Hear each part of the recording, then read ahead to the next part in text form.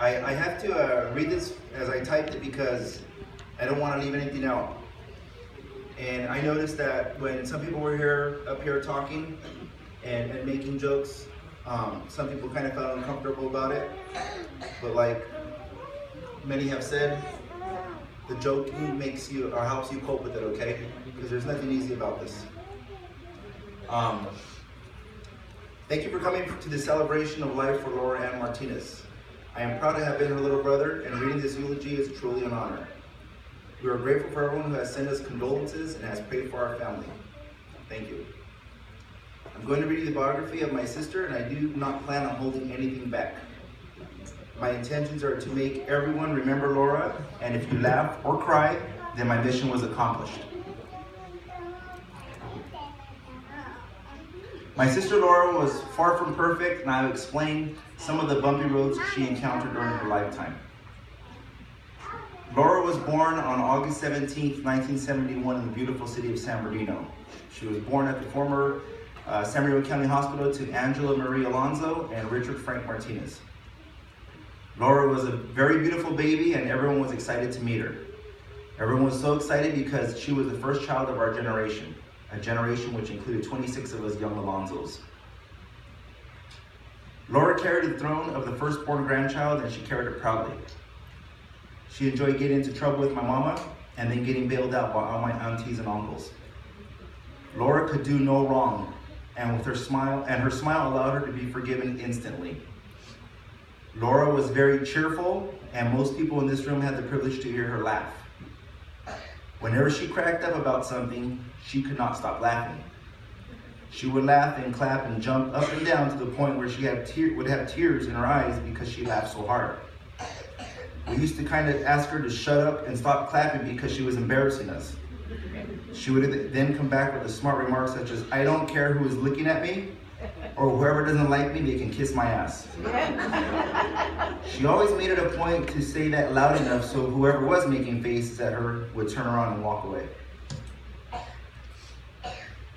Laura feared nobody, and she did not care what others thought about her. She was a proud woman who would stand up to anyone who threatened her.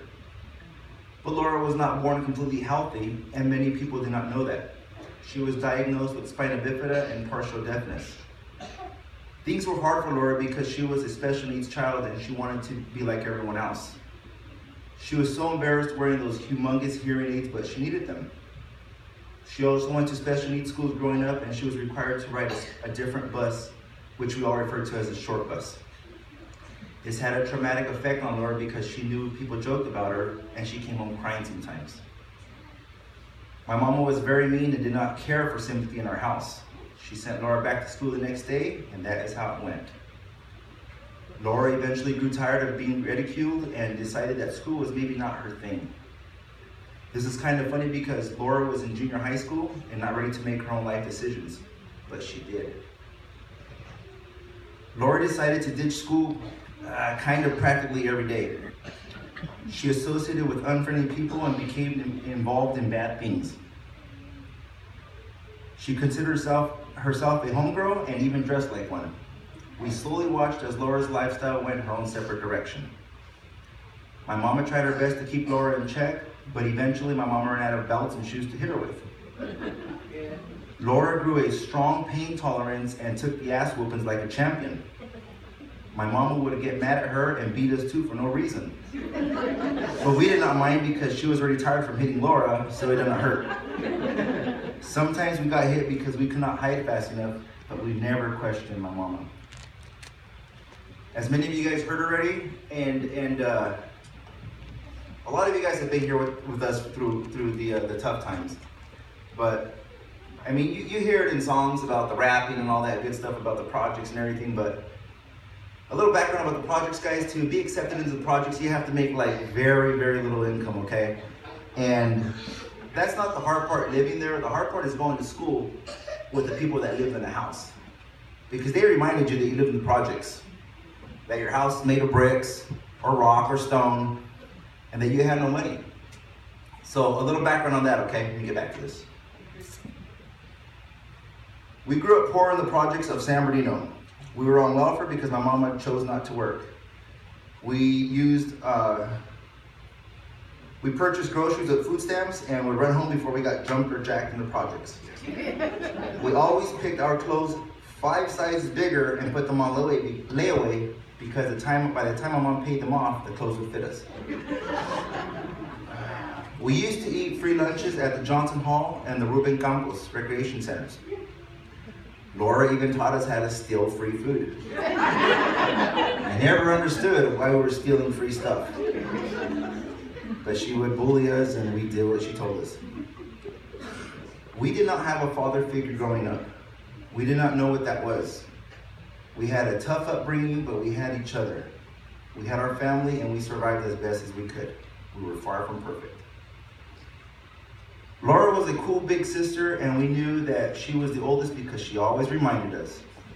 She made sure that she got to eat before us, and she used up all the hot water when she took a shower. Thank you.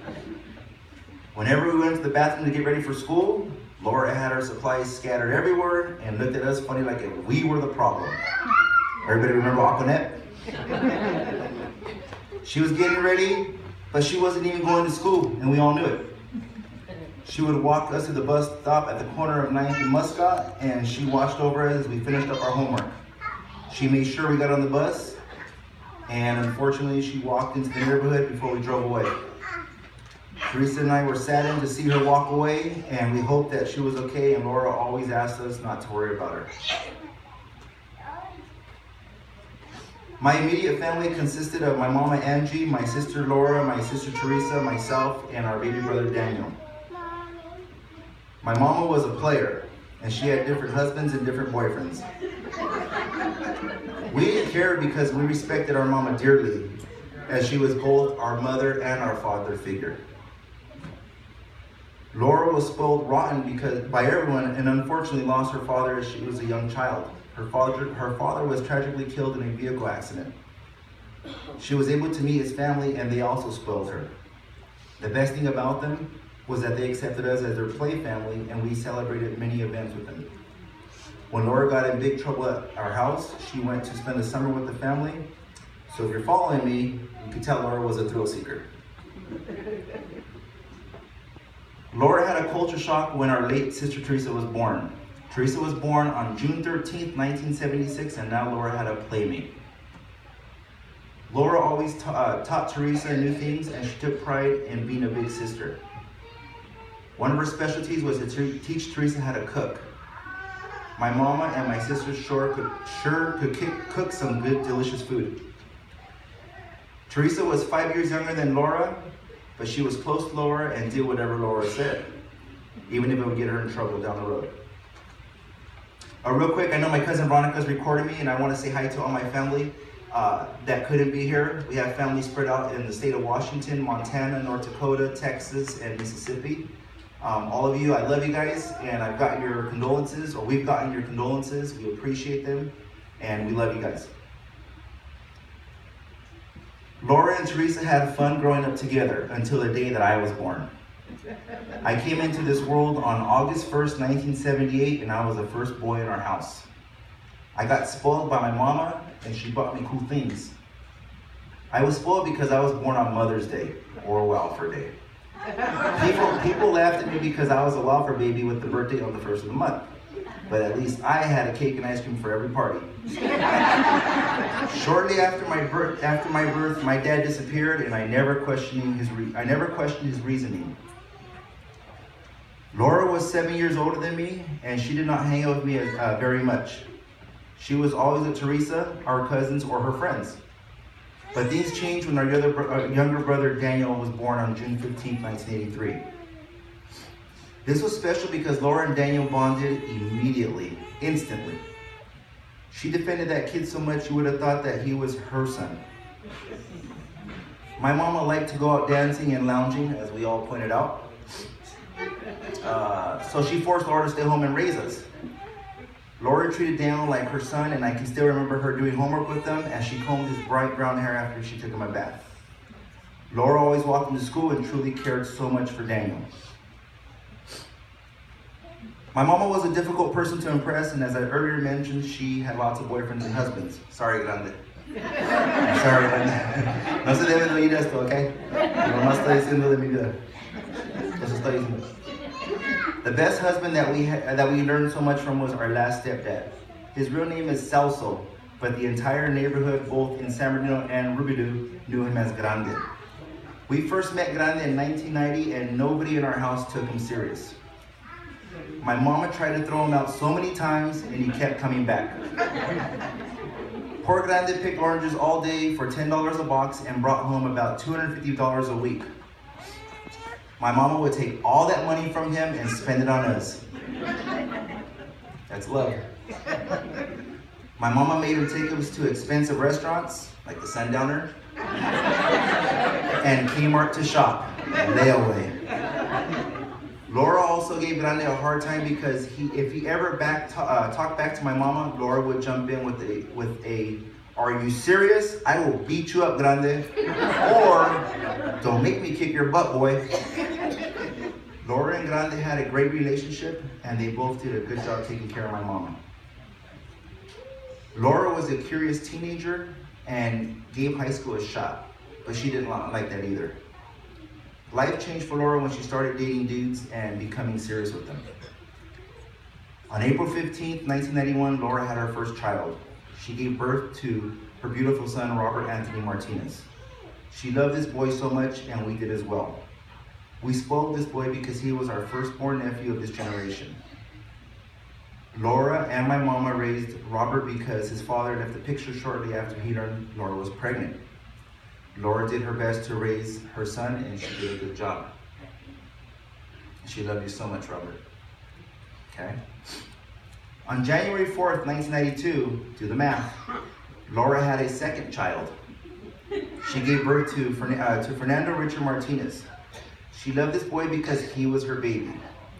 We all laughed at Laura because her sons were less than 9 months apart, and she reminded us to mind our own business. Robert immediately inherited the title of Big Brother, and Richard enjoyed the attention that he received. Fernando's father married Laura and witnessed how difficult she was to get along with. Nando was patient, but eventually grew tired and they divorced.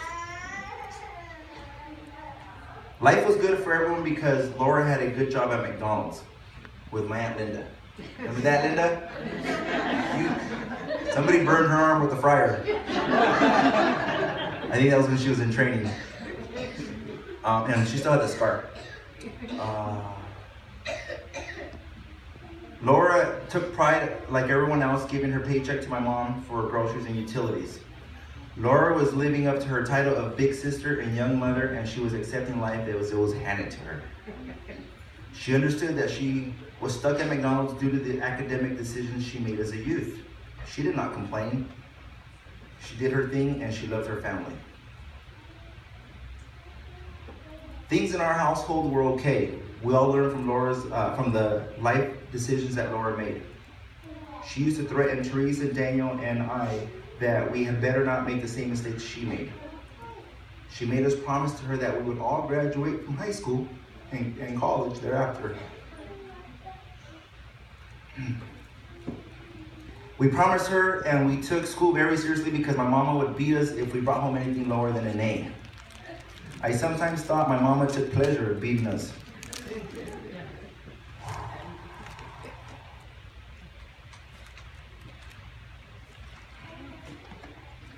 Teresa was tragically killed in the projects on June 8, 1995. Laura took that very hard. The administration at Cajon High School allowed me to walk for Teresa during her high school graduation ceremony.